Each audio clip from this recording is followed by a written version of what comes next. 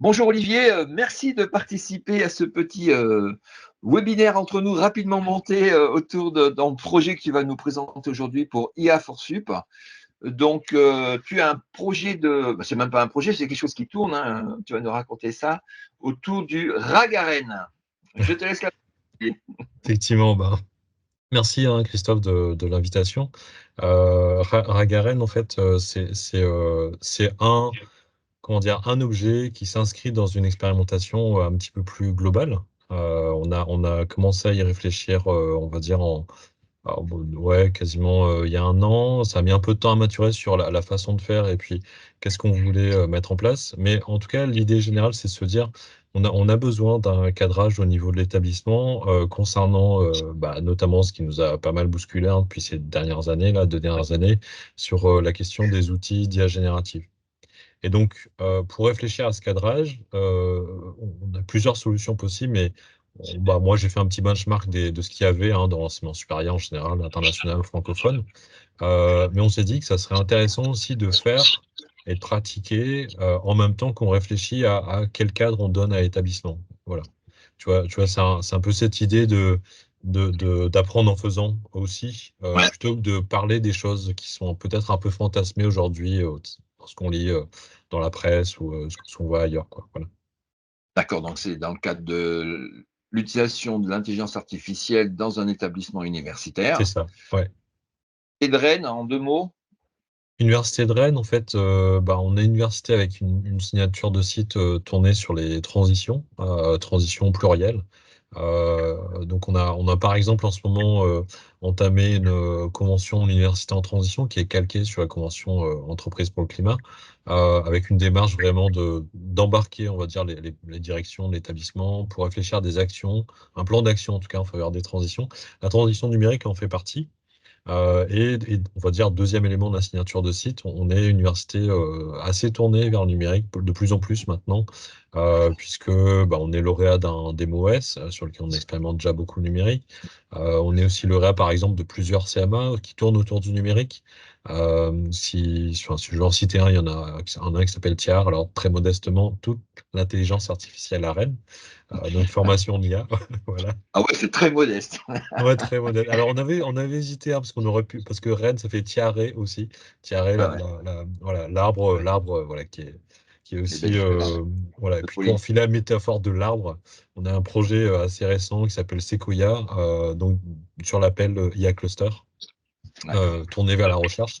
Et vraiment, on a cette envie-là de travailler sur le numérique, donc forcément beaucoup sur l'IA en ce moment, mais travailler sur le numérique au niveau du site. Et donc, je disais, cette expérimentation-là, le but, c'est de se dire, on réfléchit à un texte de cadrage, donc on a déjà entamé cette réflexion-là, mais on souhaite embarquer un peu les communautés, puis éprouver, dans un contexte un peu sécurisé, éprouver les technologies.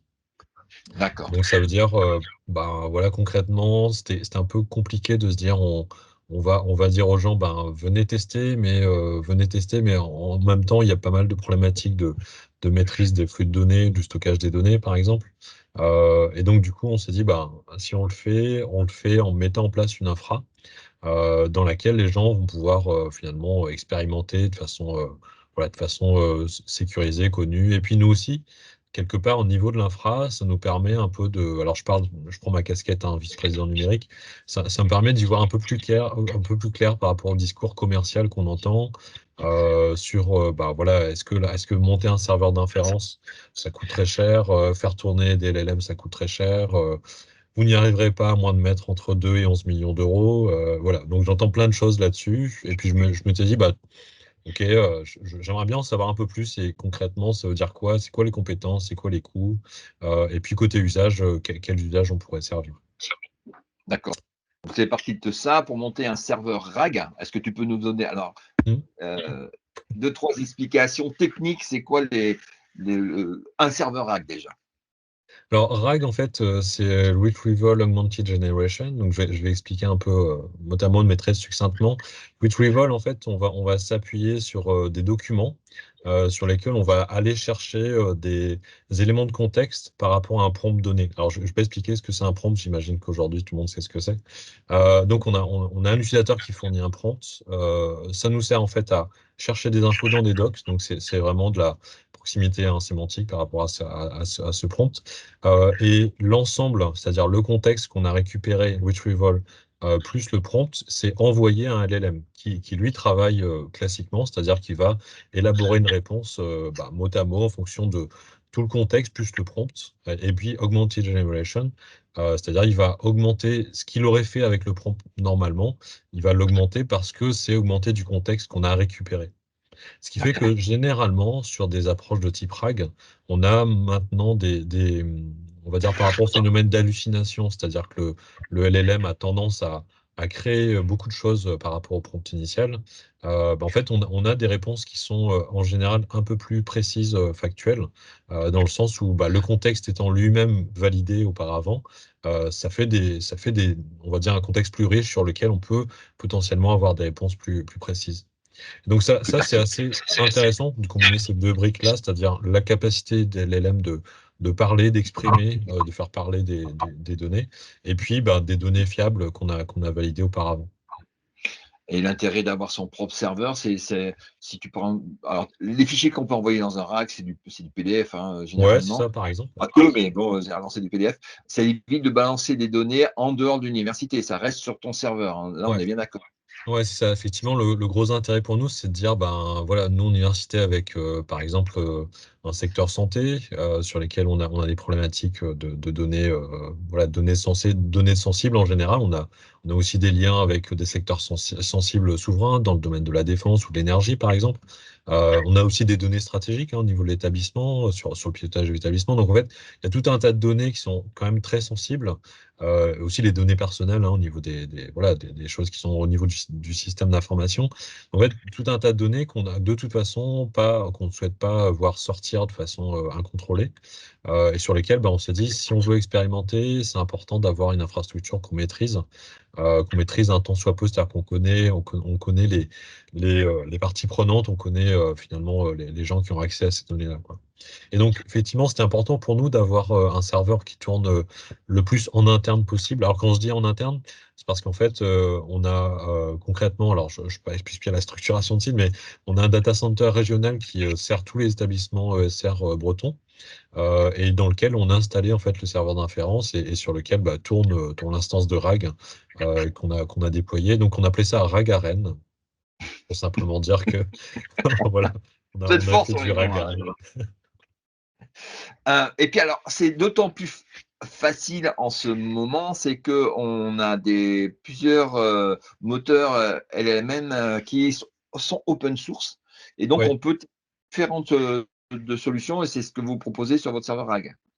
Ouais, effectivement, du coup, l'autre volet de l'expérimentation, c'était de se dire, mais ça, du coup, on pourra regarder sur un petit graphique, hein, c'est de se dire, par rapport à des modèles commerciaux qui sont souvent très orientés vers la performance, je dirais quasiment la performance à tout prix, c'est-à-dire qu'en fait, ils ont un impact environnemental et financier assez conséquent, finalement, lorsqu'on essaie de les faire tourner, hein. C'est des choses qui nous sont répercutées par ailleurs. Si je prends par exemple GPT-4, hein, qui est derrière, que OpenAI utilise, que Microsoft utilise, qu'on essaie de déployer des instances GPT-4 sur des conteneurs Azure, en fait, ça coûte quand même assez cher.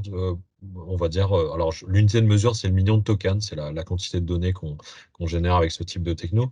Mais en tout cas, au million de tokens, on est souvent sur des échelles assez élevées et on est sur des ordres de grandeur 10 à 30 fois inférieurs sur des modèles open source. Forcément, c'est un compromis en termes de qualité, parce que le leader actuel, ça reste GPT-4 au niveau des LLM, hein, sur les LLM généralistes. Et donc, nous, l'idée, c'était de tester une grande diversité de modèles open source et de se dire, plutôt que d'avoir un modèle LLM, un modèle de langage très gros, qui soit capable de tout faire, peut-être qu'on a besoin finalement de modèles un peu spécialisés, plus petits, plus sobres, mais parce qu'on a des besoins spécifiques et qu'on sait déjà, en fait, qu'on ne va pas lui demander de faire tout et n'importe quoi. Dans un petit exemple, hein, là, sur l'instance qu'on déploie, on a par exemple des LLM spécialisés dans la programmation informatique, qui sont pas forcément très bons dans les autres domaines, mais quand on leur demande de compléter un script, de commenter, d'interpréter du code, hein, en fait, ils sont très bons et de niveau très similaire à ce qu'on a sur du GPT-4, par exemple. Pour encore une fois un coût à la fois environnemental et budgétaire, qui est un ordre de grandeur facilement en dessous par rapport à du GPT-4. Donc, moi, je tendance à dire Garen, c'est mieux que ChatGPT, en slogan, on va dire. Parce que bah, d'une part, on offre la diversité des modèles, on peut choisir ces modèles. Et d'autre part, on offre, on va dire, bah, la sécurité, c'est-à-dire les données, le stockage, les flux de données. Moi, je ne fais rien en fait des données des utilisateurs, mis à part des stats, pour savoir un peu ce qui se passe. Mais du coup, il n'y a pas d'exploitation des données à des fins de réentraînement de modèles, par exemple, ce que font la plupart des fournisseurs commerciaux. D'accord. Est-ce que tu logs les réponses données par ton serveur ou pas du tout? Oui. Alors Si. pour des raisons notamment, enfin De essentiellement qualité? en fait, ouais, on va dire de qualité de service, mais aussi pour des raisons juridiques. On est amené à tracer les activités des utilisateurs sur nos serveurs. Pour des raisons techniques, forcément, quand bah, je redonne à un utilisateur son historique de conversation, c'est que son historique est stocké chez nous, forcément. Mmh, mmh, mmh. Donc oui, on stocke les données des utilisateurs. Encore une fois, on a des conditions d'utilisation qui stipulent qu'on on s'engage à ne pas consulter ces données-là qui appartiennent aux utilisateurs, mais simplement on va utiliser les métadonnées, c'est-à-dire les stats, c'est-à-dire combien de temps ça a pris à calculer, est-ce qu'il y a beaucoup de personnes au même moment, bref, en tout cas, essayer de qualifier un peu le service qu'on peut attendre. Ce qui permet aussi de démystifier, de se dire, bah, si je fais tourner un service de RAG, est-ce que je vais saturer mon infra dès que j'aurai deux utilisateurs simultanés sur l'infra? Est-ce que du coup, là actuellement on est 300 à peu près hein, à utiliser le RAG. Est-ce que sur 300 utilisateurs au quotidien, dans la vraie vie, quand on essaie de l'utiliser, est-ce que ça pose beaucoup de problèmes? Est-ce qu'on a des pics énormes à gérer que du coup bah, ça nous force à mettre des serveurs énormes en face pour gérer le pic? Bon, en fait, en pratique, enfin, je vais en parler parce que le 12, on a une petite journée là-dessus. Je ferai un petit point un peu plus détaillé sur cette question-là de l'exploitation. Mais en tout cas, je trouve que les discours commerciaux qu'on a sur des fournisseurs de services LLM sont très alarmistes. Ils nous disent, ben, on a besoin de mettre des gros serveurs en face parce que vous avez beaucoup d'utilisateurs et que, etc. Bon, en pratique, moi, j'observe relativement peu de collisions. C'est-à-dire qu'il y a peu de gens qui se connectent en même temps sur le serveur et finalement, quand ça arrive, bah, faut attendre un petit peu plus, mais quelque part, je dirais que moi, j'ai pas l'ambition d'avoir les, les moyens, la qualité de service ni d'OpenAI ni de Google. Et donc, du coup, il faut rester modeste hein, par rapport à ça. Je Ouais. disais, hein, nous, ce qu'on offre, c'est la robustesse au sens, on a plusieurs modèles disponibles. On va éclairer les choix des utilisateurs sur des modèles sobres. On va garantir aussi la sécurité des données. Donc, en fait, on a plutôt d'autres arguments à faire valoir que est-ce que ça répond à tout ce dont j'ai rêvé à dans une milliseconde, quoi. Voilà, c'est pas tellement sur la vitesse de réponse sur laquelle on va se battre. On n'est pas sur le même service, on est sur de la sécurité, C'est ça. on est sur l'interne, des choses comme ça. Alors nous, on a lancé aussi une expérimentation RAG avec un système qui s'appelle Wikit, hein, qui est une société lyonnaise, avec des anciens étudiants lyons. Hein. Donc toi, tu travailles avec les Bretons, nous on travaille avec les Lyonnais, et on log tout. Hein. Par contre, on fait un POC là, en ce moment et on regarde les réponses parce qu'on peut réinjecter des PDF là aussi de notre côté serveur cette fois-ci, et voir si plus on met de documentation, si plus on qualifie notre documentation, si les références données par le système sont plus pertinentes. Donc on est dans cette observation-là, hein, disons. Là aussi, on est sur le POC et on garde les réponses données par le système pour voir vraiment si on essaye d'injecter des choses, voir si ça répond ou ça ne répond pas par rapport à ça. Est-ce que tu peux nous dire un petit peu sur quel type de serveur tu as installé ça, hein, de détailler un peu la solution technique? Ouais, sur la partie technique, on est encore une fois sur une approche open source, c'est-à-dire que concrètement, c'est en deux parties. Hein. Il y a une partie du coup qui est plutôt sur l'inférence, donc c'est un serveur Olama. Olama, du coup, c'est ce qui en gros permet de faire tourner le LLM et de l'interroger, d'interagir avec lui. Donc ça, c'est vraiment sur la partie inférence. Et par-dessus, on a des serveurs plutôt orientés applicatifs qui permettent d'avoir accès à du RAG. On envisage aussi d'autres applications en fait qui ont besoin de l'inférence. Et donc la partie RAG au niveau de l'interface, c'est géré par enfin, un projet qui s'appelle OpenWebUI, qui est un projet universitaire à la base. Hein. C'est des Canadiens, je crois, qui ont démarré ce projet-là, avec cette volonté de fédérer une communauté autour de la question du RAG et puis de l'amélioration des modèles de langage. Et donc OpenWebUI, bah, ça se déploie relativement facilement. Je vois de plus en plus de collègues d'ailleurs le déployer hein, dans des universités, on entend de plus en plus parler, et ça permet, on va dire, d'interagir en mode RAG, d'interagir avec un LLM assez facilement. Et ça s'interface très bien avec Ollama. Donc nous, c'est ce qu'on a pris là pour démarrer. Puis on est en discussion avec d'autres collègues, hein, je disais, au niveau de la France, sur d'autres stratégies d'implémentation, avec des briques intermédiaires qui permettent de gérer la charge, par exemple, entre plusieurs serveurs. Aussi des briques de services, je disais, différentes. Je ne sais pas si vous aviez déjà discuté de Perplexity. Ouais. Perplexity, ouais, qui est un service qui est relativement populaire maintenant. Il y a un clone open source, hein, de Perplexity qui s'appelle Perplexica, sur lesquels on se penche en ce moment et qui finalement répond à d'autres types de demandes, c'est-à-dire de la recherche, du moteur de recherche sur lequel on peut obtenir des résultats vivants, entre guillemets, et avec une approche RAG, c'est-à-dire dans une réponse donnée, être capable de sourcer le lien, le site sur lequel on a obtenu le contexte de réponse. Donc on regarde, en fait, globalement, l'idée c'est de découpler un peu les deux, d'avoir une partie service applicative sur laquelle bah, on déploie les services en fonction des cas d'usage qui ont été identifiés. Donc là, c'est la période en cours, hein. On est en train de regarder en interne quels sont les cas d'usage potentiels. Et en dessous, du coup, on a un serveur d'inférence sur lequel on essaie de mutualiser et de faire en sorte que tous les applicatifs utilisent le même serveur d'inférence, qui soit porté par nous, c'est-à-dire bah, des applicatifs qu'on déploie parce que c'est des projets open source, ou par des sociétés tierces. On leur demande d'utiliser notre serveur d'inférence aussi, bah, pour éviter qu'on ait à repayer une inférence chez quelqu'un d'autre, parce que nous, on a déjà un serveur qui tourne et qui peut répondre aux besoins, quoi. D'accord. Et donc l'idée de l'expérimentation, c'est de perdurer, ça va s'arrêter, ça va continuer, tu as une idée? Bah, là, ouais, je pense que c'est un peu tôt pour dessiner l'avenir. Effectivement, là, le temps du bilan, c'est vraiment mi-juin, fin juin. En fait, bon, je m'avance peut-être, hein, mais vu les perspectives actuelles, on se dit que c'est intéressant de continuer à investiguer, de continuer à en savoir plus sur les différents cas d'usage et comment on peut y répondre. Est-ce que à l'avenir, l'établissement se positionnera de façon pérenne là-dessus, c'est-à-dire sur une offre de service, on va dire IA générative? Bah ça, je pense que c'est un peu tôt pour le dire parce qu'on aussi on attend concrètement, hein, des métriques sur la partie financière, c'est-à-dire qu'est-ce qu'on peut nous endosser. Et moi j'ai tendance à dire que pour l'instant, si on devait le déployer, tout ça, c'est un coût dans tous les cas. Si on voulait le déployer, en tout cas, l'approche de modèles commerciaux, pour l'instant, elle me paraît très, très difficile à soutenir à long terme, vu le volume d'activité qu'on a.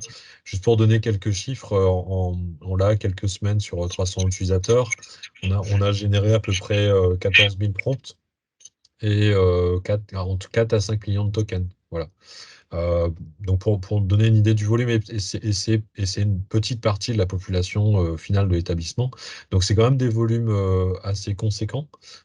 J'imagine, si je transpose, hein, à l'échelle voilà, de modèles commerciaux, qu'on aurait du mal à soutenir dans la durée voilà, des approches commerciales sans se poser la question de est-ce qu'on n'aurait pas intérêt à panacher quelque part, c'est-à-dire une offre de base qui tourne chez nous et qui répond à nos besoins, et dans des moments de pic très intenses, et bah, peut-être déborder chez des fournisseurs tiers, voilà, qui ont la capacité d'absorber ces pics, quoi. Donc c'est des réflexions en cours là en ce moment. Donc difficile de se projeter un peu au-delà. D'accord, dans tes 300 utilisateurs, dont je fais partie, merci pour l'invitation. Mais j'ai pas généré encore des millions de tokens, je te rassure. Quel est le profil des gens avec qui tu travailles? C'est des étudiants, c'est des chercheurs, c'est des enseignants, c'est du personnel de l'université?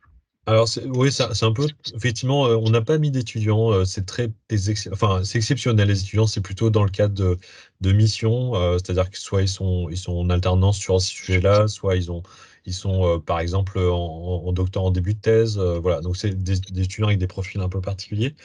Mais c'est plutôt, oui, des personnels, des enseignants, enseignants-chercheurs, des gens qui se posent des questions, en fait, par rapport à cette technologie-là, certains, bah, n'avaient jamais osé expérimenter finalement, qui veulent se faire une idée dans un cadre rassurant. On a pas mal d'ateliers en ce moment.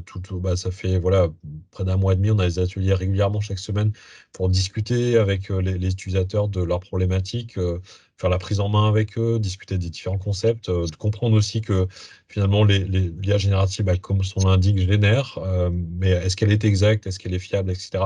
Bah, en fait, non, elle génère. Mais du coup, tout ça, tout le reste, ça reste à déterminer, on va dire. Voilà. Ouais. Et donc, du coup, et puis par ailleurs, des utilisateurs très avancés qui ont des besoins assez précis, qui nous font des demandes voilà, d'ouverture de service parce qu'ils ont des projets de recherche, par exemple, sur le sujet. Et ils ont besoin de moyens, on va dire, je parlais en introduction des données de santé. Ils vont manipuler des données de santé, par exemple, et nous, je trouve que le data center, là, est dans une démarche de certification HDS qui va leur permettre, on va dire, de mener le projet de recherche dans un environnement sécurisé. Et Voilà. est-ce qu'à terme, par exemple, là, on a parlé de la techno RAG qui permet de mettre du contexte dans son prompt. Il y a une autre façon de faire aussi pour personnaliser les LLM, c'est de fine-tuner son LMN, son langage. Est-ce que tu as des gens qui t'ont déjà demandé soit de faire du fine-tuning, en disant moi j'ai fine-tuné mon LLM et puis je veux l'utiliser, ou c'est trop tôt encore? Oui, bah d'ailleurs la semaine dernière, on va dire, on a eu des voilà. Donc on a eu un échange avec un collègue, notamment sur le secteur, encore une fois santé, pour des LLM spécialisés qui ont été fine-tunés par d'autres, mais qui sont spécialisés dans le domaine biomédical et qui en fait ne se retrouvent pas, par exemple, sur des offres commerciales, hein. C'est pour ça que je disais que c'est important pour nous de proposer un minimum de services, peut-être à l'avenir, parce qu'on voit que même des grands acteurs, hein, que je ne citerai pas, mais des grands acteurs français se positionnent sur la fourniture de services LLM, mais sur des secteurs un petit peu de niche de ce type-là, bah, en fait, on n'a pas le choix des modèles qu'on peut installer, qu'on peut déployer, alors que moi, j'ai la flexibilité pour le faire. Je peux me dire, bah, je mets un peu d'effort pour finalement le déployer chez nous, et puis bah, pour ces usages-là, on va pouvoir adresser ces besoins. Et donc, c'est un peu cette flexibilité-là. Je disais l'ouverture, hein, le fait d'être robuste, être capable de ne pas être lié à un modèle commercial ni à un éditeur. Et donc, bah, ouvrir à plusieurs modèles, des modèles qu'en général, j'essaie de promouvoir en termes d'efficience aussi énergétique. On essaie de faire des choix les plus efficients possibles pour avoir le moins d'impact environnemental d'un point de vue numérique. Du coup, c'est un peu ça que j'essaie de mettre en avant, et ce qui n'est pas toujours la ligne stratégique des acteurs qu'on rencontre. Voilà. Donc oui, sur le fine-tuning, on a des collègues qui se penchent sur la question du fine-tuning en interne, c'est-à-dire fine-tuner des modèles par rapport à des besoins spécifiques. Mais pour l'instant, on n'a pas, enfin moi, j'ai pas connaissance en tout cas de passage à plus grande échelle au-delà de sujets de recherche, quoi. D'accord. Eh ben merci. Tu nous fais une petite démo? Tu as prévu quelque chose, ou j'en rajouterai après? Bah, on peut peut-être rajouter après, là, parce que là, comme ça, mon bureau est un peu D'accord, je en te vrac, rajouterai mais après, ouais, ouais. Ça marche. Eh ben merci Olivier. On se retrouve. De toute façon, tu es dans IA for Sup, donc je pense que j'ai entendu parler du 12 juin, donc ça c'est chez vous en interne, vous allez faire oui. montrer quelque chose. Je vais diffuser à la communauté le lien pour les gens s'ils veulent suivre. Pour s'inscrire, parce que tu as ouvert ça à tout le monde, c'est sympa. Oui, c'est ça. Bah, du coup, Nous, ça sera à distance, hein. C'est-à-dire qu'on a atteint ouais, la jauge max en présentiel, en fait. Donc, voilà. voilà, donc on fera ça à distance, ceux qui veulent participer et suivre. Et puis je pense qu'on se retrouvera en septembre. Tu as vu qu'on faisait tous les mois un petit meeting tous ensemble. Tu auras peut-être des bilans en septembre en 5-6 minutes à montrer à tout le monde, hein. Je vais te réserver un petit créneau pour la rentrée. Eh Ça ben, marche, merci ouais. beaucoup. À la prochaine. Juste pour préciser, le Ouais, 12 juin, c'est spécifiquement sur la question stratégie, en fait, stratégie au niveau SR, cadrage avec un éclairage notamment d'un point de vue des enjeux normatifs. Donc, on aura Alexandra ouais. Bensamoun qui a participé à la commission interministérielle autour de l'IA, qui a remis le rapport au président de la République, qui devrait intervenir, en tout cas sous réserve, hein, dispo, mais en tout cas qui devrait intervenir sur ce sujet-là. Et donc, c'est vraiment cette question-là, finalement, de la stratégie et cadrage pour notre contexte, pour le contexte ESR. Voilà. Eh ben, impeccable. Merci Olivier. Bah, merci à toi, merci de l'invitation.